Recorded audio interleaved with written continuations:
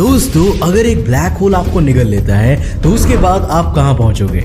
क्या black hole हमारे टुकड़े टुकड़े कर देगा या फिर हम यूनिवर्स के किसी और कोने में पहुंच जाएंगे?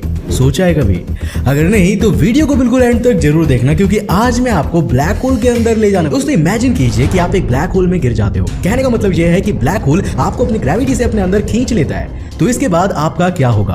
अब घर घर आपके संदेशे बांटे जाएंगे या आप तारों के शहर में पहुंच जाएंगे? इंग्लैंड के दुरहम यूनिवर्सिटी के एक प्रोफेसर रिचर्ड मैसी इसका एक सीधा और सिंपल सा जवाब देते हैं, और वो जवाब है कोई नहीं जानता। हाँ, मुझे मालूम है, बिल्कुल टू द पॉइंट जवाब है। सालों की रिसर्च के बाद भी हम ये नहीं जान सके हैं कि ब्लैक होल के अंदर क्या क्या हो सकता है। जब सर एल्बर्ट आइंस्टाइन ने अपनी जनरल थियरी ऑफ रिलेटिविटी दी थी, तब उन्होंने इसमें स्पेस और टाइम को ग्रेविटी के एक्शंस के साथ लिंक किया था। ऐसा माना जाता है कि आइंस्टाइन ने इसी थियरी में यूनिवर्स में ब्लैक होल की प्रेजेंस होने का अंदाजा लगा लिया था।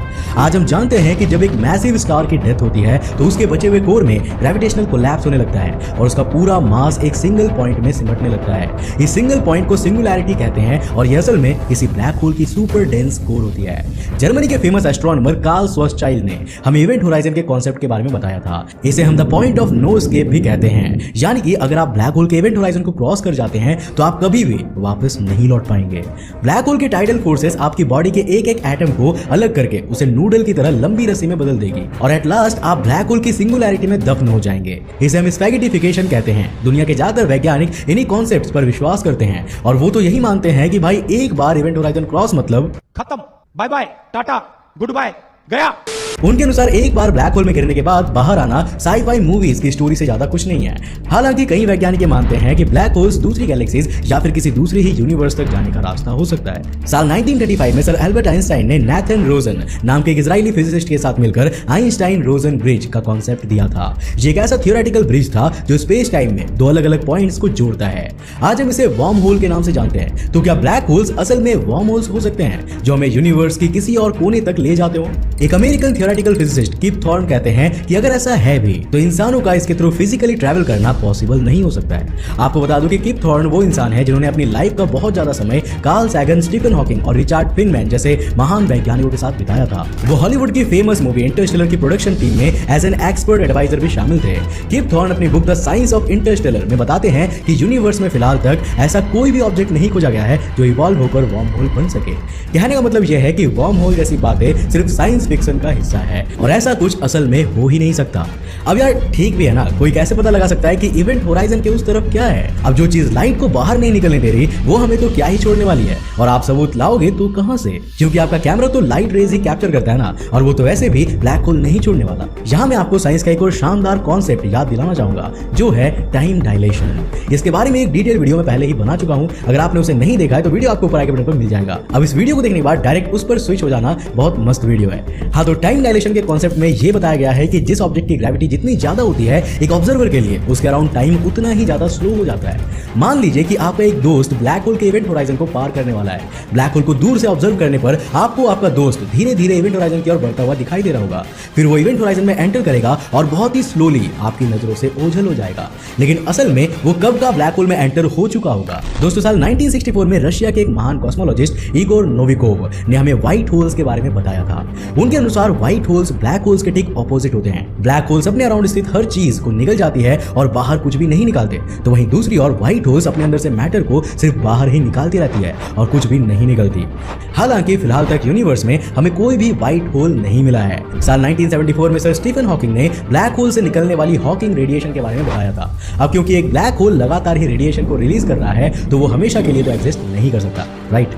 वो धीरे धीरे श्रिंक हो जाएगा और एक ना एक दिन डिसअपीयर हो जाएगा। मतलब सब कुछ रेडिएशन के फॉर्म में निकल जाएगा और मैटर के फॉर्म में कुछ भी नहीं बचेगा।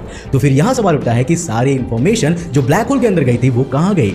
क्वांटम थियरी के लॉ ऑफ इंफॉर्मेशन के अनुसार यूनिवर्स में किसी भी इंफॉर्मेशन को डिस्ट्रॉय नहीं किया जा सकता है, लेकिन हॉकिंग रेडिएशन इसके अगेंस्ट जा रही है। अब इस पूरे सिनेरियो को मैं एक एग्जांपल के थ्रू आपको समझाता हूं। मान लीजिए कि आप एक गराज में अपनी कार रिपेयर कराने के लिए छोड़कर जाते हैं। गराज ऑनर आपसे कुछ समय बाद आने को कहते हैं और आप चले जाते हो। थोड़ी देर बाद जब आप वहां जाते हो तो वहां ना तो आपकी कार है, ना गराज का ऑनर और ना ही वो गराज। आसपास के लोग कहते हैं कि भाई गराज तो रेडिएशन बनकर गायब हो गया। अब जरा आप खुद ही सोचिए, क्या ऐसा फिजिकल वर्ल्ड में पॉसिबल है? वहां अंदर कौन कौन सी कार्स थी और कौन कौन सा सामान था ये किसी को कैसे पता होगा, क्योंकि मैटर जैसी कोई चीज तो वहां बची ही नहीं। इन्फॉर्मेशन मैटर में स्टोर्ड होती है और ना कि रेडिएशन या एनर्जी में। स्टीफन हॉकिंग्स की थियरी में आती है इस प्रॉब्लम को हम ब्लैक होल इन्फॉर्मेशन पैराडॉक्स कहते हैं। साल 2013 में जॉर्जी पुलिन और रोडोल्फो गैम्बिनी नाम के दो फिजिसिस्ट ने ब्लैक होल पर लूप क्वांटम ग्रेविटी को अप्लाई किया। उनका कहना था कि ब्लैक होल की कोर में ग्रेविटी बहुत स्ट्रांग जरूर होती है, लेकिन ये कांस्टेंट नहीं होती। समय समय पर इसकी ग्रेविटी वीक होती है और ये अपने निगले हुए सारे मैटर को यूनिवर्स के किसी और कोने में उगल देता है। यानी कि यूनिवर्स के कोने में जो ब्लैक होल होता है वो किसी और कोने के लिए व्हाइट होल का काम करता है। अगर ये सच है तो ब्लैक होल के कोर में सिंगुलैरिटी जैसा कुछ भी एग्जिस्ट नहीं करता है। ये theory black hole information paradox का सॉल्यूशन माना जाता है, क्योंकि यहाँ पर मैटर डिस्ट्रॉय नहीं हो रहा है बल्कि ये यूनिवर्स के किसी और कोने में जा रहा है। अब चूंकि वो एग्जिस्ट करता है तो उसमें इंफॉर्मेशन भी स्टोर्ड होगी और इस तरह इंफॉर्मेशन का लॉस भी नहीं हो रहा है। मतलब भाई गराज सिर्फ शिफ्ट होकर दूसरी जगह चला गया है, आपकी कार बिल्कुल सेफ है। तो क्या अब हमें अपनी खोज का अंत कर देना चाहिए और मान लेना चाहिए कि ब्लैक होल्स के अंदर गया मैटर यूनिवर्स के किसी और पार्ट में मौजूद व्हाइट होल से बाहर आता है, बावजूद इसके कि हमने आज तक किसी भी व्हाइट होल की डिस्कवरी नहीं की है और उसके एग्जिस्टेंस पर आज भी डाउट है। रुको जरा, सबर करो। अब यहाँ मैं आपके साथ ब्लैक होल से जुड़ा एक और आइडिया शेयर करना चाहूंगा, जिसे ब्लैक होल फायरबॉल हाइपोथेसिस कहते हैं। इसे अहमद एल-महिरी, डोनाल्ड मैरोज, जोसेफ पोल्चिंस्की और जेम्स सुली नाम के 4 वैज्ञानिकों ने दिया है। इन्होंने क्वांटम मैकेनिक्स से जुड़ी अपनी कैलकुलेशंस के आधार पर कहा है कि किसी भी ब्लैक होल का इवेंट होराइजन असल में आग की दीवार की तरह होता है। ब्लैक होल अपनी ग्रेविटी के कारण जिस भी ऑब्जेक्ट को अपनी ओर खींचता है वो इवेंट होराइजन से टकराकर जलकर राख हो जाता है। तो भाई अब पूछो कि ब्लैक होल के अंदर सारी चीजें कहां पर जाती है? अब जब कुछ इसके अंदर गया ही नहीं तो वो कहां ही जा सकता है? वो तो इवेंट होराइजन पर ही जल गया था ना। हालांकि ये कॉन्सेप्ट भी थियरी ऑफ इंफॉर्मेशन के अगेंस्ट जाता है और इसे भी हम एक्यूरेट नहीं मान सकते। दोस्तों साल 2014 में सर स्टीफन हॉकिंग ने ब्लैक होल से जुड़ी एक और स्टडी पब्लिश की थी। यह स्टडी ब्लैक होल की थियरीज पर उनकी रीथिंकिंग पर बेस्ड थी। इसके अनुसार इवेंट होराइजन जैसा कुछ भी होता ही नहीं है, बल्कि असल में वहां पर अपैरेंट होराइजन होता है। अब इवेंट होराइजन और अपैरेंट होराइजन के बीच का डिफरेंस समझिए। इवेंट होराइजन एक इमेजिनरी लाइन होती है जिसे क्रॉस करते ही ऑब्जेक्ट ब्लैक होल के अंदर समा जाता है, लेकिन अपैरेंट होराइजन असल की सरफेस होती है। मतलब जैसे धरती की सरफेस होती है ना और फिर उसके अंदर कोर होता है, ठीक वैसे ही हॉकिंग की प्रेडिक्शन के अनुसार जब भी कोई मैटर या एनर्जी से टकराती है तो यह अपैरेंट होराइजन कुछ समय तक उसे रिटेन करता है और फिर ये उसके अंदर एब्जॉर्ब हो जाता है। हालांकि ये थियरी भी अभी तक प्रूव नहीं हुई है। अगर ये प्रूव हो जाती है तो ब्लैक होल के सेंटर में सिंगुलैरिटी जैसी चीज होने का कॉन्सेप्ट खत्म हो जाएगा और हमारा ये अजम्पशन भी कि ब्लैक होल के अंदर जाने के बाद कोई भी चीज बाहर नहीं आ सकती। हालांकि स्टीफन हॉकिंग तो एक बार ब्लैक होल्स के एग्जिस्टेंस पर ही सवाल उठा चुके हैं और उसे महज ग्रेविटेशनल फील्ड का मेटा स्टेबल बाउंड स्टेट कह चुके हैं। ब्लैक होल के अंदर क्या है और उसके अंदर गए मैटर के साथ क्या होता है, इसका जवाब फिलहाल तक किसी के पास भी नहीं है और ऐसा लगता है मानो अभी भी इस मिस्ट्री को सुलझाने के लिए वैज्ञानिकों को काफी मेहनत कर